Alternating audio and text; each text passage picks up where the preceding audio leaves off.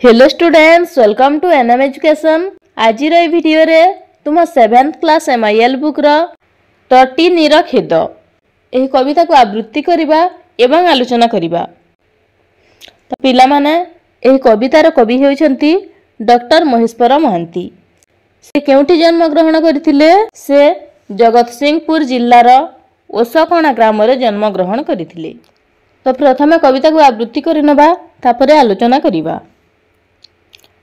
लंघी बंधुर गिरी कानन बुकु चिरी झरई झर झर तटिनी मधुर कल कल गीतारे छल छल जीवन पथु केबे हटिनी।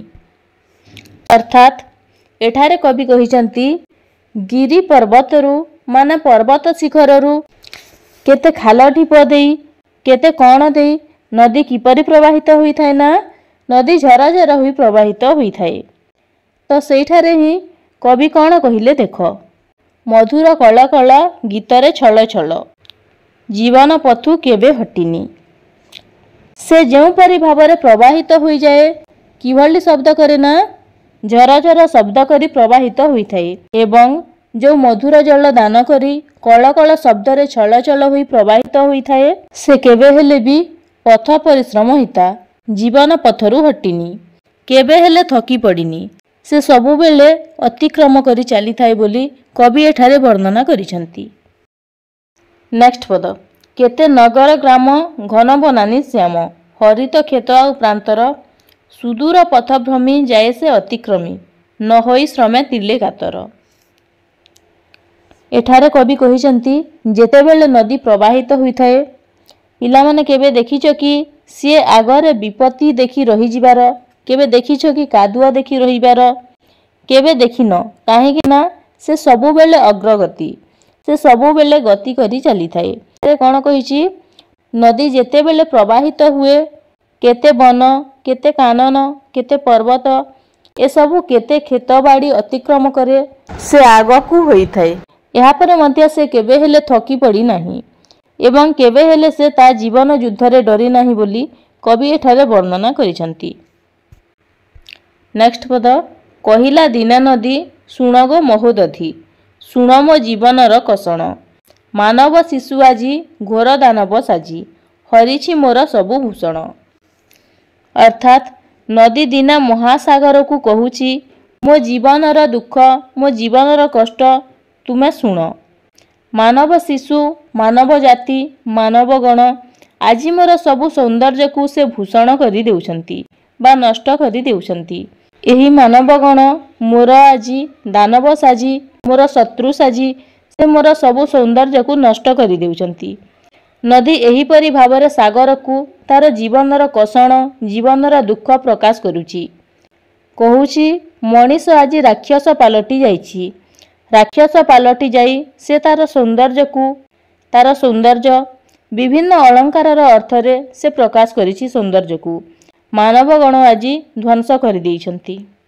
नेक्स्ट पद, मो तीरे गढ़ी कल तेजी दूषित जल करिछि तनु मोर आबिल करिछि सबु शोभा जन नयन लोभा जुर करिछि रूप छबिल। अर्थात मोर तट देश रे सेमाने केते कल कारखाना गढ़ी तोलिछंती एवं सबु दूषित जल को मोर नदी को सेमाने प्रवाहित करुछंती। से दूषित जल सबु मो देहरे पड़ुछि जहा फलरे मु नष्ट होई जाउछि, मोर सौंदर्य सबु चली जाउछि।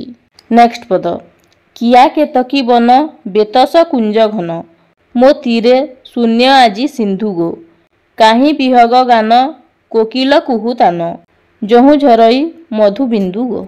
अर्थात आगरु केते किया केते केतकी वन केतेक फूल गछ केतेक वन सबु घंच घंच होइकी थिला, किंतु एबे मोर तट देश रे मो तीरे आजी ताहा देखा जाऊ नाही, आजी ताहा शून्य पालटी जाइछि। एबे से बिहग गान पक्षी मानकर गुणु गुणु शब्द पक्षी मानकर गीत एबे आउ मो कान को शुभु नाही एवं कोइली मानकर कुहु कुहु शब्द एबे आउ मो कान को शुभु नाही। मु झरी झरी आसिला बेले पक्षी मानकर गुणु गुणु गीत शुभे, कोइली मानकर कुहु कुहु तान मो कान को शुभा जाए, किंतु एबे किछि देखा जाऊ नाही ନା କିଆ କ୍ଷେତ କି ବନ ଦେଖାଯାଉଛି, ନା ବେତସ କୁଞ୍ଜବନ ବା ଫୁଲ ଗଛ ଏବେ ମଧ୍ୟ କିଛି ଦେଖାଯାଉ ନାହିଁ। ନା ପକ୍ଷୀମାନଙ୍କର ଗୁଣୁଗୁଣୁ ଶବ୍ଦ ମଧ୍ୟ ଶୁଭୁନାହିଁ। ସବୁ ଶୂନ୍ୟ ହୋଇଯାଇଛି। ନେକ୍ସଟ ପଦ, ଶୁଣି ତଟିନୀ ବାଣୀ ବକ୍ଷକୁ ନେଇ ଟାଣି, କହିଲା ସିନ୍ଧୁ ଗିରି କନ୍ୟାଗୋ, ଲଭି ଈଶ୍ୱର କୃପା ତୁ ଅଟୁ ମାତୃରୂପା, ତୁହି ତ ଜଗତରେ ଧନ୍ୟାଗୋ। ଅର୍ଥାତ୍ ନଦୀ ତାର କଷନକୁ ସେ ସବୁ ସାଗର ପାଖରେ ବର୍ଣ୍ଣନା କରୁଥିଲା। ସାଗର ସବୁ କଥା ତାର ଶୁଣିଥିଲା। ସାଗର ତାର ଛାତିକୁ ସବୁ ଟାଣି କହିଲା, ସିନ୍ଧୁ ମାନ ସାଗର କହୁଛି ଗିରି କନ୍ୟାଗୋ। ଗିରି କନ୍ୟା ମାନ ନଦୀ ବା ଝରଣା। ପର୍ବତର ଝିଅକୁ ନଦୀ ବା ଝରଣା ବୋଲି କୁହାଯାଏ। ଗିରି କନ୍ୟାଗୋ, ତୁ ଠାକୁରଙ୍କ କୃପାରୁ ଈଶ୍ୱରଙ୍କ କୃପାରୁ ତୁ ଅଟୁ ମାତୃରୂପା। ଈଶ୍ୱରଙ୍କ କୃପାରୁ ତୁ ଆଜି ଧରାପୃଷ୍ଠରେ ଆସିଛୁ। ତୁ ଆଜି ଈଶ୍ୱରଙ୍କ କୃପାରୁ ଧରାପୃଷ୍ଠରେ ରହି ତୁ ଆଜି ଈଶ୍ୱରଙ୍କ କୃପାରୁ ଧରାପୃଷ୍ଠରେ ଜନନୀ ହୋଇ ଜନନୀର ରୂପ ନେଇ ତୁ ଆଜି ଧରାପୃଷ୍ଠରେ ଆସିଛୁ ଏବଂ ତୁ ହେଉଛୁ ଜଗତର ଧନ୍ୟ। ନେକ୍ସଟ ପଦ, ମାନବ ମହାବଳୀ ପ୍ରକୃତି ପାଦେ ଦଳି, ନ ମାନି ବିଧାତାର ନିୟମ, କରୁଛି ଆଜି ଯାହା କାହିଁ ତା ପାଇଁ ରାହା, ଲଭିବ ଦିନ ଫଳ ଚରମ। ଅର୍ଥାତ୍ ସାଗର ନଦୀକୁ ବୁଝାଉଛି। ଯେଉଁ ମାନବଗଣ ଈଶ୍ୱରଙ୍କର କୃପାକୁ ଈଶ୍ୱରଙ୍କ ତୁ ଆଶୀର୍ବାଦକୁ ପାଇକି ଆସୁଥିଲୁ, ସେଇ ମାନବଗଣ ଆଜି ତାକୁ ସେ ନିୟମ ଭଙ୍ଗ କରୁଛନ୍ତି। ତାର ନିୟମକୁ ଭଙ୍ଗ କରୁଛନ୍ତି।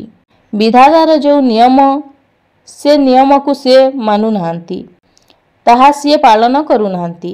ଆଜି ସେ ମାନବଗଣ ଯାହା କରୁଛନ୍ତି, ସେମାନେ ତାହାର ଫଳ ନିଶ୍ଚୟ ପାଇବେ। ମାନବଗଣ ଯେଉଁ ଈଶ୍ୱରଙ୍କ ନିୟମ ସବୁକୁ ମାନୁନାହାନ୍ତି, ତାର ନିୟମକୁ, ତାର ବିଧାତାର ନିୟମକୁ ମାନୁନାହାନ୍ତି, ସେ ଦିନ ତାର ଫଳ ପାଇବେ। ସମୁଦ୍ର ଏହିପରି ଭାବରେ ନଦୀକୁ ବୁଝାଉଛି। ହେ ମାନବଗଣ, ବିଧାତାର ନିୟମକୁ ସେମାନେ ପାଦ ତଳେ ଦୋଳି ଦେଉଛନ୍ତି। ତାର ନିୟମକୁ ସେମାନେ ଭଙ୍ଗ କରୁଛନ୍ତି। ସେ ଦିନେ ନା ଦିନେ ତାର ଫଳ ନିଶ୍ଚୟ ପାଇବେ। ଲାଷ୍ଟ ପଦ, ଗାଈ କର୍ମର ଜୟ, ଦେଇ ଅମୃତ ପୟ, ପୋଷୁଛୁ କୋଟି ଜନ ପରାଣୀ, ଝରୁଛୁ ଝରୁଥିବୁ ପରାଣ ଭରୁଥିବୁ, ତୁହି ତ ଜଗତର କଲ୍ୟାଣୀ। ଅର୍ଥାତ୍ ସାଗର ବା ସିନ୍ଧୁ ନଦୀକୁ କହୁଛି, ତୁ ଯେଉଁ କର୍ମର ଜୟଗାନ କରି ଆମକୁ ଅମୃତ ଜଳ ପ୍ରଦାନ କରୁଛୁ, କୋଟି କୋଟି ଲୋକଙ୍କୁ ତୁ ଏହି ମଧୁର ଜଳ ପ୍ରଦାନ କରି ସେମାନଙ୍କୁ ପୋଷୁଛୁ, ଏମିତି ଲୋକମାନଙ୍କର ଶୋଷ ମେଣ୍ଟଉଥିବୁ, ତାକୁ ଅମୃତ ଜଳ ପ୍ରଦାନ କରୁଥିବୁ। ତୁ ଆମ ଜଗତର କଲ୍ୟାଣୀ। କବି ଏହିପରି ଭାବରେ ନଦୀର କାହାଣୀକୁ ଆମ ଆଗରେ ବର୍ଣ୍ଣନା କରିଛନ୍ତି। କିପରି ସାଗର ନଦୀକୁ ବୁଝାଇଛି, ତାହା ଏଠାରେ ବର୍ଣ୍ଣନା କରାଯାଇଛି। ଜନମାନବ ବା ଲୋକମାନେ କିପରି ନଦୀର ଜଳକୁ ଦୂଷିତ କରୁଛନ୍ତି, ତାହା ଏଠାରେ ବର୍ଣ୍ଣନା କରାଯାଇଛି। ନଦୀର ତଟ ଦେଶରେ କିପରି କଳକାରଖାନାମାନ ପ୍ରତିଷ୍ଠିତ କରି ନଦୀ ପାଖକୁ ତାର ଦୂଷିତ ଜଳ ପ୍ରଦାନ କରୁଛନ୍ତି, ଯାହା ଫଳରେ ନଦୀର ସୌନ୍ଦର୍ଯ୍ୟ କମିଯାଉଛି। ପିଲାମାନେ, ଆମେ ତ ଏ ବିଷୟଟିକୁ ପଢ଼ିଲେ, କବିତାଟିରେ କ'ଣ ଲେଖାଯାଇଛି ତାହା ମଧ୍ୟ ଜାଣିଲେ। ତୁମେମାନେ କେବେ ପାଣିକୁ ଦୂଷିତ କରିବ ନାହିଁ, କାହିଁକି ନା ଜଳ ଆମର ଜୀବନ। ଜଳ ବିନା ଆମେ ବଞ୍ଚିପାରିବା ନାହିଁ। ତ ପିଲାମାନେ, ଆଶା କରୁଛି ତୁମେମାନେ କବିତାଟିକୁ ଭଲ ଭାବେ ବୁଝିପାରିଥିବ। ଯଦି ଭିଡ଼ିଓଟି ଭଲ ଲାଗିଥାଏ, ତାହେଲେ ଗୋଟିଏ ଲାଇକ୍ କରିଦିଅ। ଧନ୍ୟବାଦ।